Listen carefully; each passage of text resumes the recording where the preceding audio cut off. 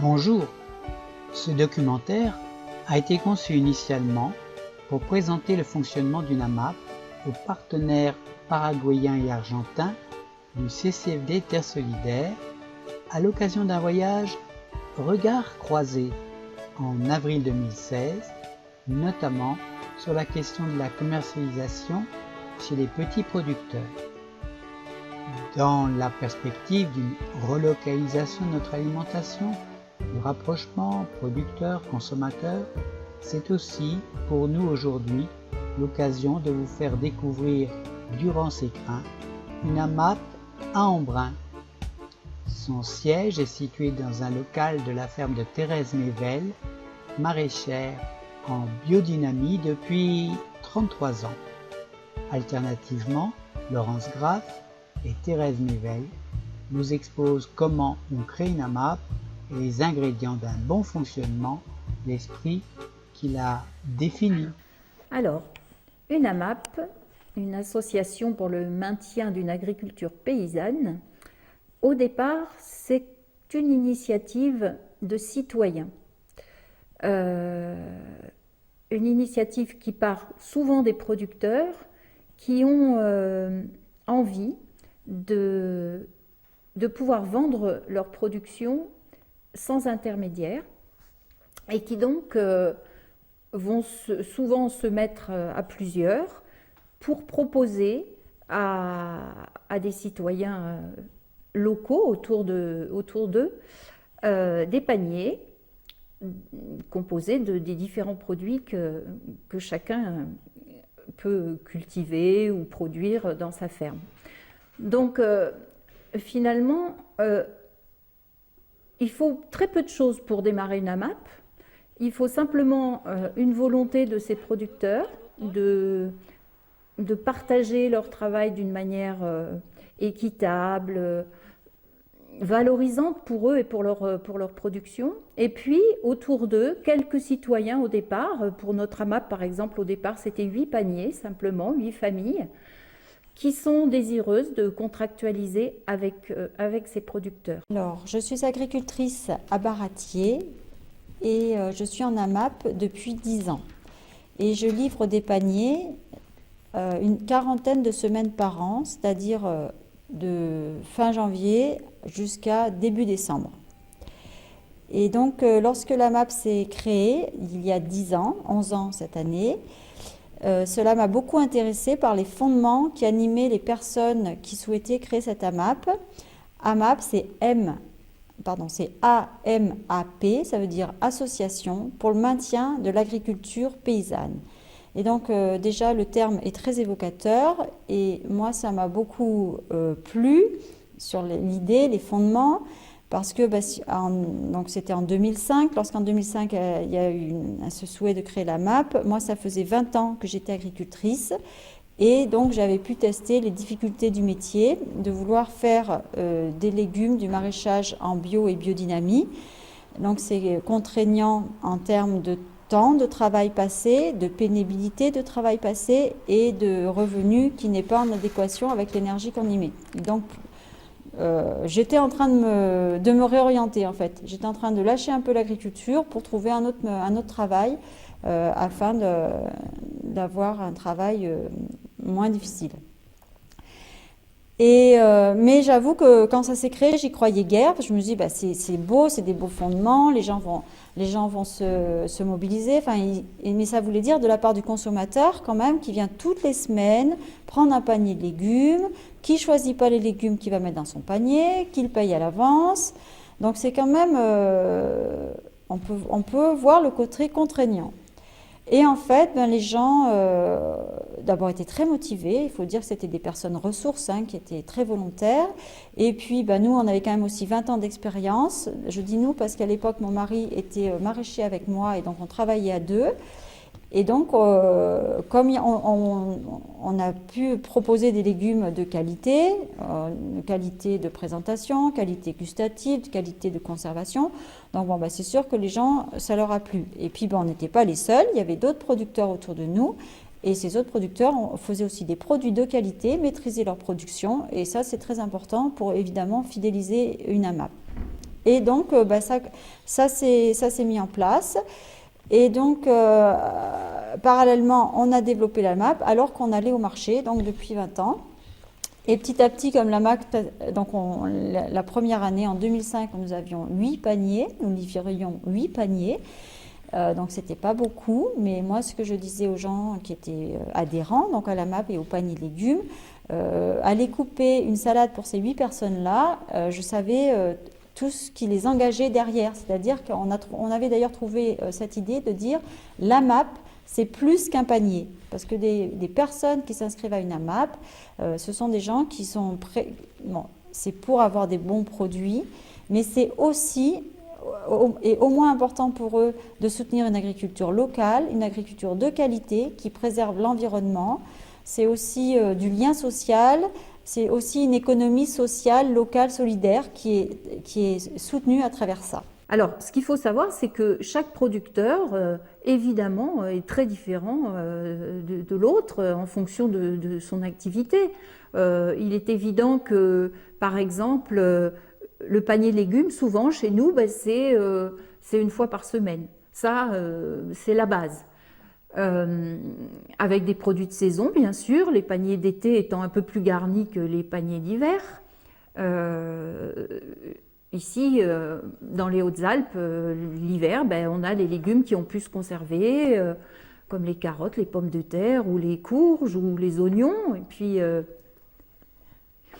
Et sinon, évidemment, pendant l'été, on a des paniers beaucoup plus variés, jusqu'à plus de 30 variétés de légumes qui nous sont proposées, avec une productrice qui essaye vraiment de varier tout ça. Alors, par contre, évidemment, pour ce qui est, par exemple, des contrats qui nous sont proposés par des producteurs de farine ou des producteurs de viande, là, il n'y en aura pas toutes les semaines. Chacun va choisir sa périodicité. Ça peut être une livraison tous les 15 jours pour le fromage, par exemple, ou une livraison tous les mois pour ce qui est du miel ou d'autres produits. Et puis sinon, ça peut même être seulement une fois par trimestre pour certains. Des colis de viande, par exemple, d'agneau, de bœuf, de porc ou de volaille. Voilà, chacun est vraiment libre de choisir la manière dont il va vouloir partager les produits de sa ferme et pouvoir les partager.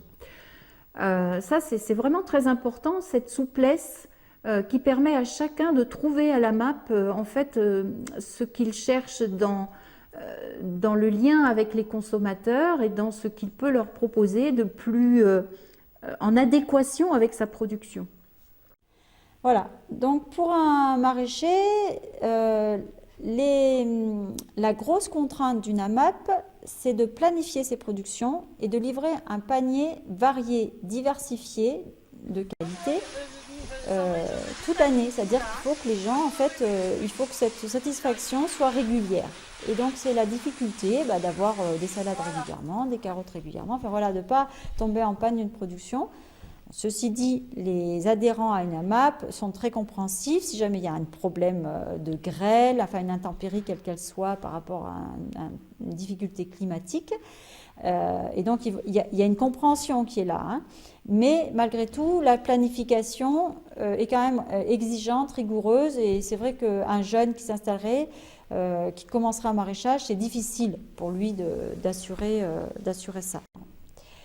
Et ensuite, donc en comparaison à un marché, puisque nous, avant, c'était la plus grande partie de notre manière d'écouler notre production, c'était le marché en vente directe, tout près de chez nous, 2 fois par semaine.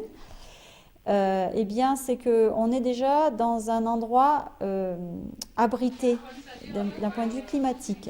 Je vais prendre l'exemple tout simplement de la livraison qu'il y a eu hier, c'était mercredi, le jour de la livraison des paniers qui dure 2 heures, de 17 à 19 heures. Et bien, il y avait une pluie, on appelle ici les giboulées de mars, c'est des grosses pluies qui arrivaient de manière intermittente. Eh bien, vous êtes sur un marché, des pluies comme celle-ci, eh bien, les gens ne vont pas venir au marché, venir prendre leur production. Alors que vous, le maraîcher, a tout préparé pour aller au marché. Et bien, s'il y a une intempérie, du coup, il y a une partie des ventes qui ne se réalise pas. À la MAP, il y a un engagement réciproque du producteur, du consommateur. Le producteur, il est engagé à livrer toutes les semaines des paniers variés, diversifiés, de bonne qualité. Le consommateur, l'adhérent à la MAP, est engagé à venir toutes les semaines récupérer ce panier. Donc, ce qui fait que ça donne une sécurité au producteur. Et pour moi, qui adhère complètement à ce principe de la MAP, qui me convient très très bien, du coup, j'ai envie de dire à côté, pour moi, le marché, c'est archaïque, parce qu'en fait, ça veut dire qu'on va semer, arroser, entretenir, désherber, récolter, apporter au marché une production dont on n'est pas sûr de vendre. Et on est avec des produits frais, et le produit frais, c'est un produit périssable. Donc, s'il n'est pas vendu dans les quelques jours qui ont suivi la récolte, alors du coup, le produit est perdu. Donc, alors qu'à la MAP permet cette sécurité d'écoulement du produit. L'autre grande aide de la MAP, c'est aussi que cet écoulement de production se fait sur un temps beaucoup plus court que sur un marché. Et puis, en plus, les personnes viennent aider, donc il y a des permanents, mais ça, je pense qu'il y aura peut-être d'autres moments d'explication. Voilà. Et ce que je voudrais dire surtout, qui est, je trouve, formidable à travers une AMAP, c'est que le produit agricole retrouve sa vraie valeur, c'est-à-dire sa valeur de nourrir les personnes. Si moi je produis des légumes, c'est in fine pour que les gens se nourrissent de ces légumes de qualité, qui soient sans pesticides et qui vont être bons pour leur santé. Donc c'est vraiment ça la finalité du produit.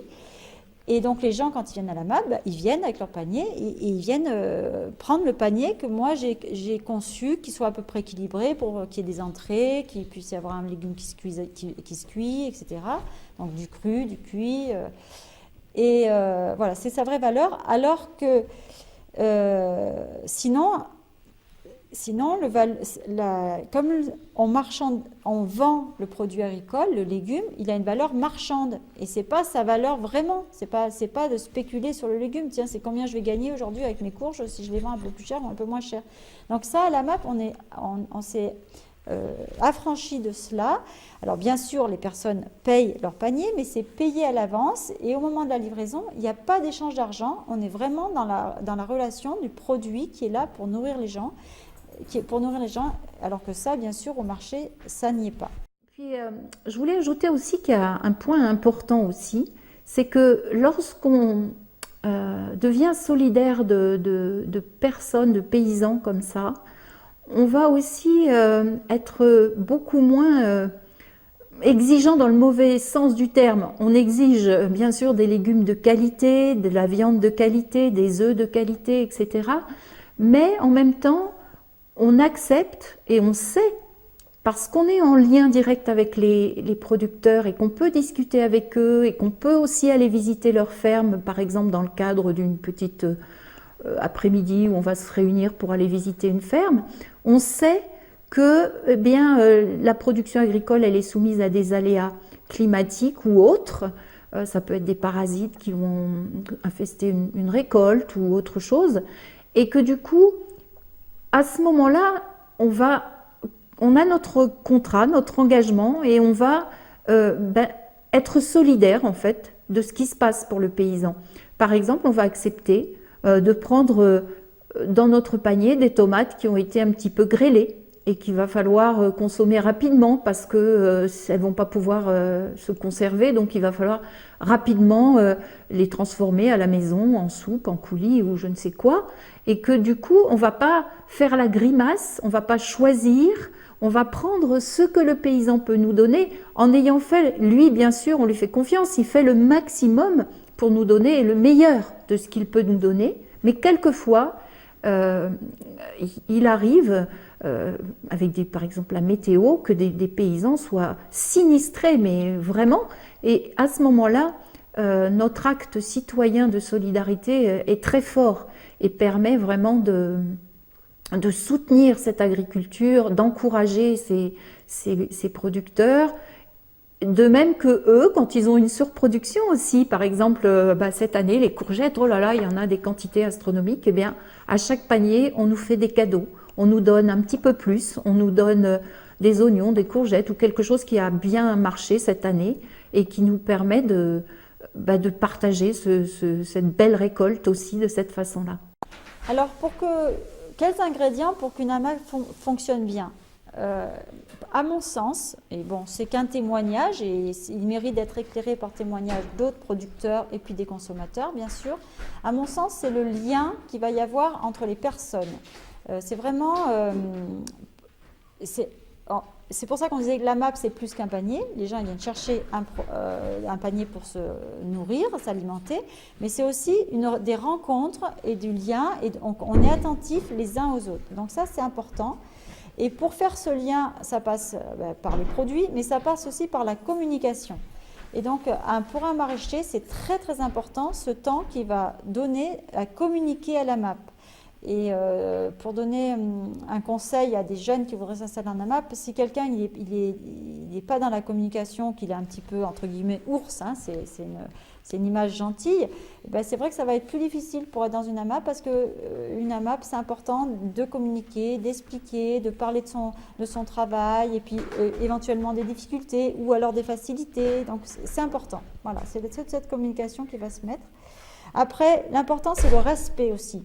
Le respect du producteur vis-à-vis des consommateurs, des adhérents, donc le respect en leur fournissant un produit de qualité, respect des adhérents par rapport aux consommateurs, la confiance. Nous, ici à l'AMAP Durance-Écrin, pour le panier de légumes, on cultive la confiance. Les gens ils pèsent eux-mêmes leurs produits. Hein, s'il y a 1 kilo d'épinards dans le panier, ils se font leur kilo d'épinards eux-mêmes. Et donc, ce qui a permis aussi, en particulier une fidélisation des personnes. Nous, ici, dans l'Embruné, on a un petit bassin de population. Hein, il y a à peine 10 000 habitants, le grand Embruné, on va dire. Eh bien, c'est sûr que c'est important de fidéliser les personnes qui sont là. Et à l'AMAP Durance-Écrin, il y a des gens qui sont là depuis pratiquement 10 ans. Enfin, il y en a qui sont là depuis le début. Et ceux qui n'étaient pas là au début, ils sont là depuis très longtemps. Donc ça, c'est important. Ce qui me motive dans une AMAP, c'est la qualité du produit. Et puis l'intérêt, c'est pour le producteur d'avoir un salaire raisonnable qui correspond à ce qu'il donne, quoi. Le rôle du référent, c'est de récolter les contrats et donc des gens qui ont besoin de légumes, qui ont besoin de pain, etc. Et nous sommes chargés en tant que référents de les mettre sur un tableau pour éviter la bureaucratie aux producteurs. Ça leur évite bien des problèmes et puis ils gagnent du temps, quoi. Alors, qu'est-ce qui m'a amené à m'investir dans une AMAP? Eh bien, au tout début, j'avais surtout envie de manger des bons produits. Et puis, comme j'ai eu l'occasion de discuter souvent et puis de venir aider Thérèse aussi à un moment où elle avait un petit peu des difficultés à pouvoir assurer tout son travail, j'ai pris conscience de tout ce que ça représentait en dehors de la consommation. Et depuis, je me sens complètement intéressée à beaucoup d'autres choses, l'écologie en général, pourrait-on dire. Et je suis très heureuse de pouvoir à la fois profiter et participer à cette association qui, en plus, représente beaucoup de convivialité. Alors, mon premier investissement, ce qu'on m'a demandé en premier, c'était si je voulais bien être référente. Et comme j'étais timide et qu'on m'a dit que c'était pas très compliqué, du coup je me suis retrouvée référente pour Franck et Betty Maui, producteurs de fromage de chèvre à Réalon. Et ça consiste en quoi? Eh bien, j'essaye d'informer les gens quand il y a des nouveaux contrats, donc ça se fait à la fois par mail et aussi sur place. On distribue les contrats papier et puis après je ramasse les contrats, je les rassemble tout au long de l'année, surtout en début de saison. Et puis je préviens Betty pour que les livraisons puissent se faire en temps voulu. Comme ça, elle sait ce qu'elle a à préparer. J'essaye de rappeler aux gens que ce contrat est arrivé et puis de les aider à ne pas oublier, et s'ils ont envie de le faire, qu'il faut qu'ils le rapportent. Et, pour les dates. Voilà, la MAP, c'est aussi parce qu'on est sensibilisé à la situation des producteurs. Donc pour payer un prix qu'on essaie le plus juste possible. Voilà, par rapport à leur temps de travail, à leur choix de production qui est un choix de production qui respecte la nature. Et oui, il n'y a pas d'intermédiaire. Voilà, il n'y a pas d'intermédiaire. Et puis il y a aussi un respect de la terre, un respect des animaux auxquels on est aussi très sensible, qui permet d'avoir, c'est une vision globale des choses, voilà, qui va dans notre... Voilà. Il y a beaucoup de choix à la MAP. On peut acheter des légumes, des fruits, des œufs, du pain, de la viande, du fromage, plein d'autres du miel, et pour finir, des pommes. On va au magasin pour acheter de moins en moins de choses et très peu de choses parce que à la MAP on trouve de quoi se nourrir toute l'année. Et donc les producteurs ils vendent en direct et tout à un prix, c'est eux qui choisissent leur prix et il n'y a pas d'intermédiaire quoi. L'argent il va dans leur poche, donc pour eux c'est intéressant. Et puis nous on a des bons produits. Voilà, à des prix raisonnables et qui restent abordables pour nous quoi, pour le consommateur. Voilà. À un moment on a traversé des difficultés de travail, des difficultés financières. Et du coup, la MAP a été très attentive à trouver des solutions pour nous aider à travers ça. Et donc, il y a eu 2 solutions qui ont été mises en place, notamment des gens qui sont venus ponctuellement nous aider à travailler dans les champs pour donner un coup de main. Et puis, surtout, en fait, se dire comment on peut faire aussi pour améliorer tout ça, c'est augmenter le prix du panier pour que ce soit en fait équitable. Équitable, ça veut dire que ce soit un juste prix pour le consommateur et puis pour le producteur, qui soit rémunéré avec le travail qu'il fait. Alors bon, on a pu augmenter un petit peu ce prix du panier et donc ça montrait la volonté des AMAPiens et aussi la satisfaction des gens qui étaient adhérents à la MAP et au panier légumes en particulier pour dire oui, on accorde une valeur plus importante, on est prêt à mettre une valeur plus importante. Et donc, ça vient aider à cela. Après, on pourrait dire de manière plus générale et plus globale, ceci dit, la situation des maraîchers, des maraîchers en général, c'est quand même pas facile. Et bon, il faut quand même beaucoup d'heures de travail, pas ou peu de jours de congé, et bon, un travail pénible. Mais quand on est comme ça soutenu par un groupe de consommateurs, c'est vraiment formidable, c'est très bon pour le moral. Et puis, la valeur de l'argent, c'en est une. On a vu qu'il y a d'autres valeurs, la valeur de l'alimentation par exemple, la valeur du lien social. Donc, il y a beaucoup d'autres valeurs qui sont importantes et qu'on retrouve là à la MAP. Et je crois que c'est vraiment, enfin pour moi, c'est pas je crois, j'en suis sûre, c'est vraiment formidable de pouvoir vivre localement des idées comme ça, des idéaux qu'on peut mettre en pratique ici localement et en groupe, parce que bon, l'avenir ça passe par le groupe, individuellement on a besoin d'avoir des prises de conscience, mais en groupe on construit, on avance, on a des expériences et c'est ça qui est formidable. Alors, pour conclure un petit peu sur les AMAP, on pourrait dire que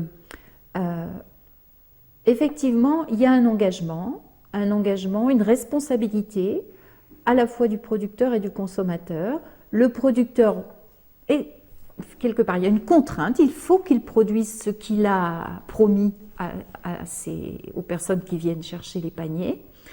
Et le consommateur, lui, il faut qu'il vienne tel jour à telle heure chercher des légumes qu'il n'a pas choisis. C'est-à-dire, c'est pas lui qui va dire je veux telle et telle chose. C'est pas du tout, évidemment. C'est l'inverse du système actuel où on va au supermarché quand on veut, comme on veut, et voilà. C'est vraiment très très différent. Donc ça peut paraître un peu contraignant. On peut se poser la question, voilà, mais alors quel intérêt peut y avoir derrière tout ça? Alors, quand on réfléchit un peu plus loin, évidemment, toutes ces petites contraintes nous paraissent bien faibles par rapport au bonheur que nous pouvons avoir, chacun de nous, à contribuer d'une part au maintien d'une agriculture paysanne locale, en valorisant au maximum le travail qui est souvent malgré tout dur, même si c'est un beau travail de nos paysans.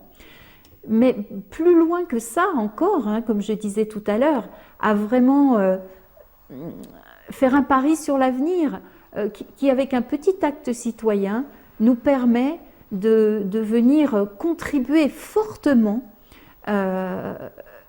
au respect déjà des liens entre les hommes et leur nourriture, et puis aussi au respect tout simplement de la terre et plus globalement de la planète tout entière, de son air, de son eau, de façon à ce que nous puissions léguer aux générations futures une planète qui pourra les nourrir eux aussi plus tard. Et ça, c'est la plus belle des récompenses pour cet acte citoyen que nous pouvons poser. Plus qu'un panier, ce voulait être une contribution à une réflexion sur le nécessaire changement de modèle agricole, renouvelant la vie, la biodiversité, les paysages dans les territoires ruraux. Au moment où beaucoup dans le monde agricole s'interrogent, et pas seulement dans les pays riches, sur les solutions pour sortir de l'impasse du modèle productiviste, nous voulons saluer les acteurs de la MAP durant ces crins pour leur témoignage. Ils apportent à preuve, avec l'ensemble du mouvement AMAP, qu'une autre alternative est possible. Mais les installations ou les conversions vers cet autre modèle représentent à chaque fois pour les porteurs de projets un défi qui heurte les concepts et les intérêts du modèle conventionnel. Un défi auquel tous, en tant que acteurs, nous pouvons avec eux contribuer à relever par une solidarité active.